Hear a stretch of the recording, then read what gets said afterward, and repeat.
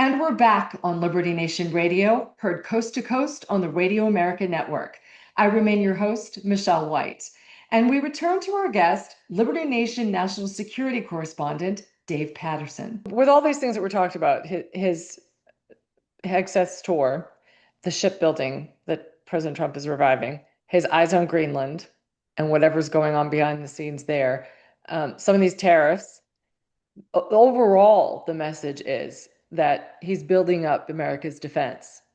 What is that saying to the world? Well, I think that says to the world that you know people have been wondering, what is the Trump doctrine? Well, it's very simply says it all the time. It's He America does. first. I mean, that's the He doctrine. does. It's pretty clear.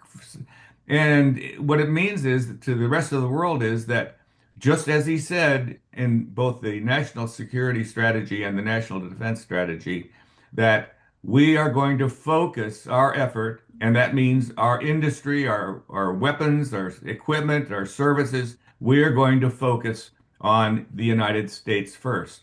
It's not that we're abandoning anyone else, Hmm. but we are focusing on our particular needs first.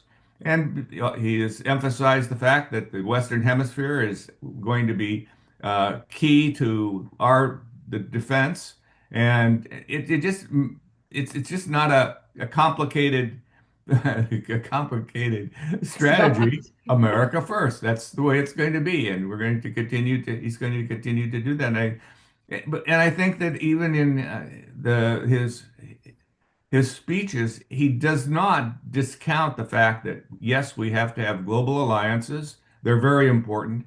The United States is not going to, police the world all by itself. Hmm. Presidents have said that before, and then they go about policing the world. This is not going to happen with President Trump, I don't believe. Why do you think it's so hard for people to understand that America first? And why do you think they're so offended by it?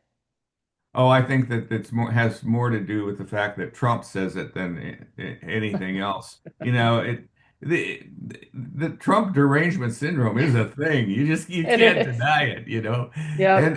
And it's just because it's Trump that says these things.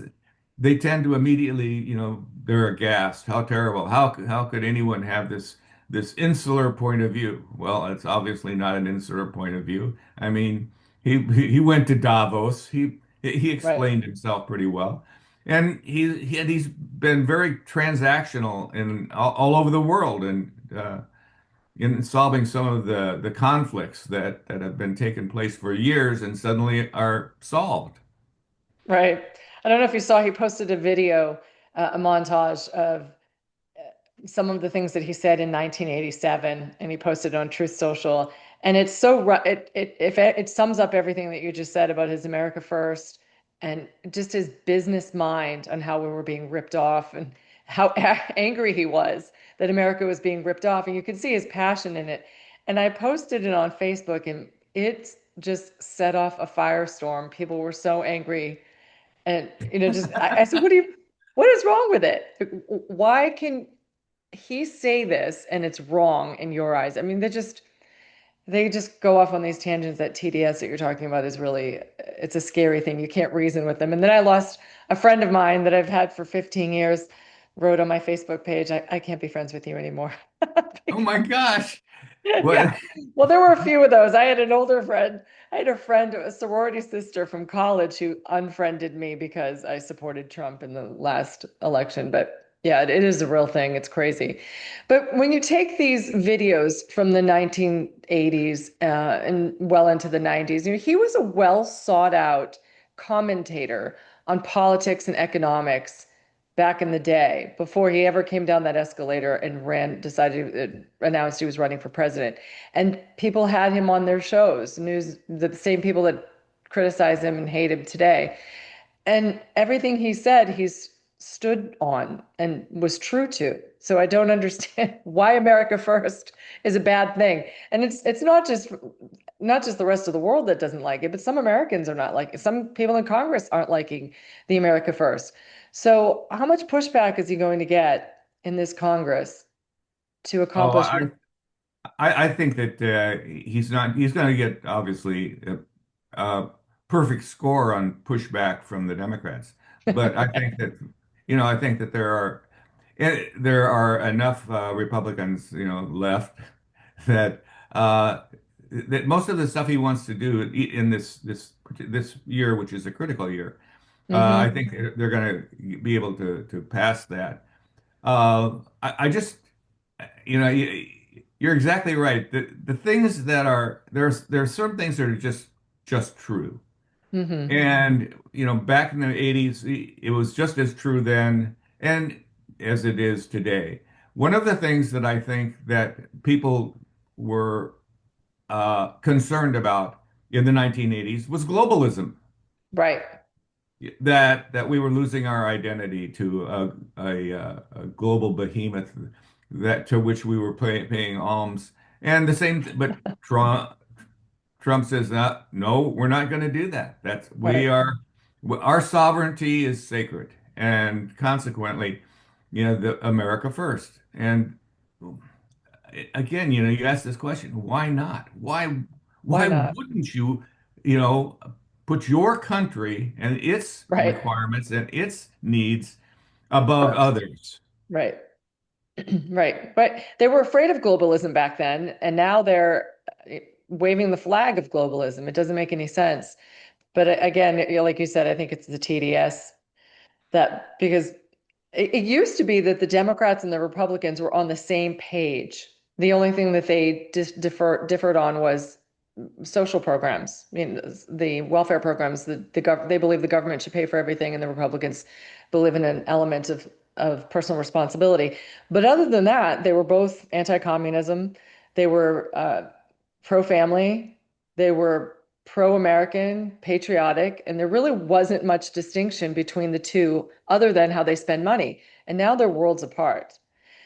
And how do you bring them back to the middle when we're talking about defense from your experience with the Pentagon? How do you bring people back to the middle Well, to see? you bring them back by virtue of the fact that, hey, listen, if you want this piece of equipment, this weapon system built in your district, then you might want to get on board with with the program and the So money that talks. yeah, money talks Well, and we'll build it in your district. Your constituents will have jobs and be happy. And so, yeah, right. So yeah, and those who are obstructionists, well, they'll have a harder time.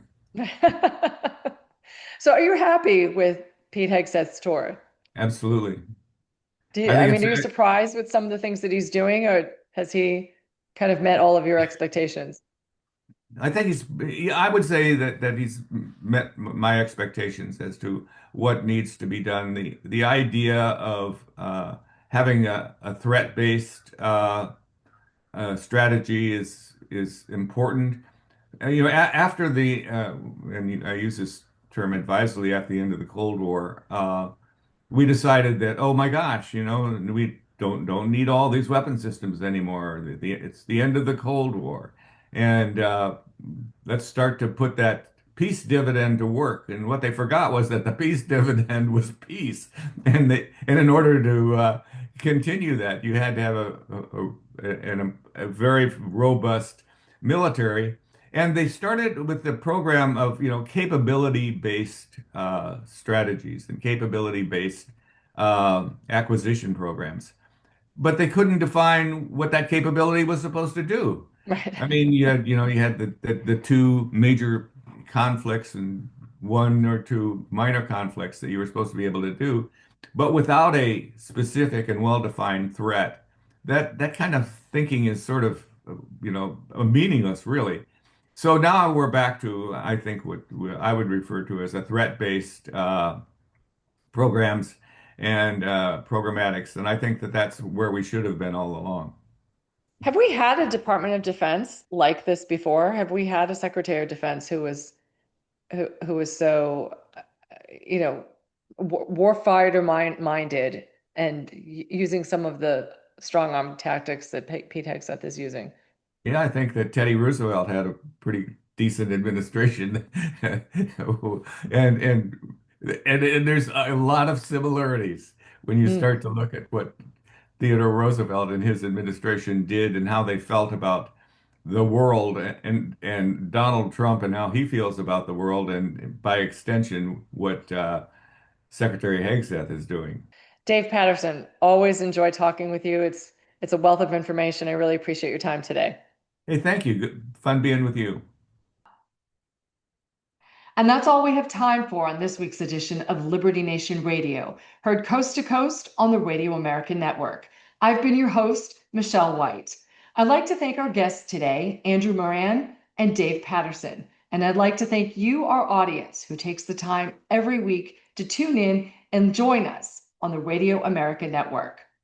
Please remember, Liberty Nation does not endorse candidates, campaigns, or legislation, and this presentation is no endorsement.